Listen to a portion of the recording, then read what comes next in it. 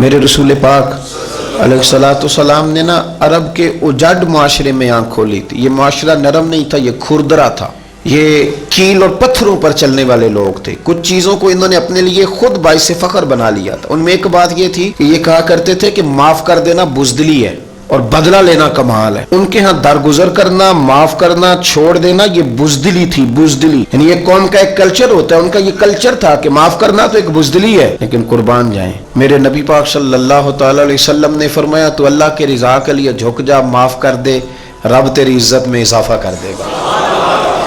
اب آپ میری بات پہ غور کریں گے تو آپ کو ایک لطف آئے گا۔ جس کو انہوں نے باعث عزت بنایا ہوا تھا، حضور نے اس کی تردید کر دی، اور جس کو وہ بزدلی سمجھتے تھے، مدینے والے محبوب نے اس کو عزت بنا کے دے دیا لوگوں، اور لوگوں کو سمجھ آ گئی، لوگوں کے دلوں تک بات اتر گئی کہ واقعی معاف کرنے میں عزت ہے۔ درگزر اعلیٰ ظرف لوگ کرتے ہیں۔ اب ہمارے ہاں بھی اینٹ کا جواب پتھر سے آنے لگا ہے، اور ہم دیکھتے ہیں کہ سیاسی لیڈر تو اپنی جگہ پہ اتنی کچی زبان استعمال کرنے لگے ہیں، اتنی غلط لینگویج استعمال کرنے لگے ہیں جو اس سے پہلے کبھی اس مہذب قوم میں نہیں ہوئی۔ اور پھر جو نیچے کارکن ہے، جن بیچاروں کو نہ کچھ ملنا ہے نہ کبھی ملا ہے، وہ چھوٹی سی ضد کے اندر آ کے اس طرح ٹیشو پیپر کی طرح استعمال ہوتے ہیں، اور وہ بھی بڑی غلط گفتگو کرتے ہیں۔ مہذب قوموں کے یہ رویے نہیں ہوتے۔ درگزر حسن ہے، اور اس حسن کو سمجھیں۔ رسول کائنات علیہ السلام نے دنیا فتح ہی درگزر کی برکت سے فرمائی ہے۔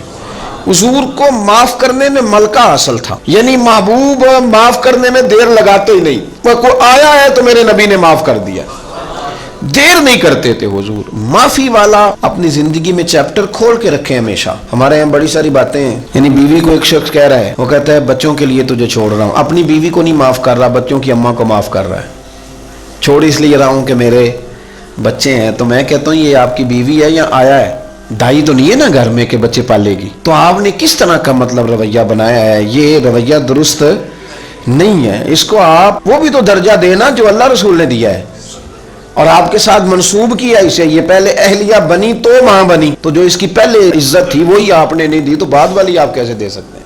پہلی نہیں آپ دے سکے۔ تو میرے عزیز، میرے نبی پاک علیہ السلام کو کمال حاصل تھا معاف کرنے میں، اور حضور معاف کر کے بڑے راضی ہوتے تھے، حضور بڑے خوش ہوتے تھے معاف کر کے۔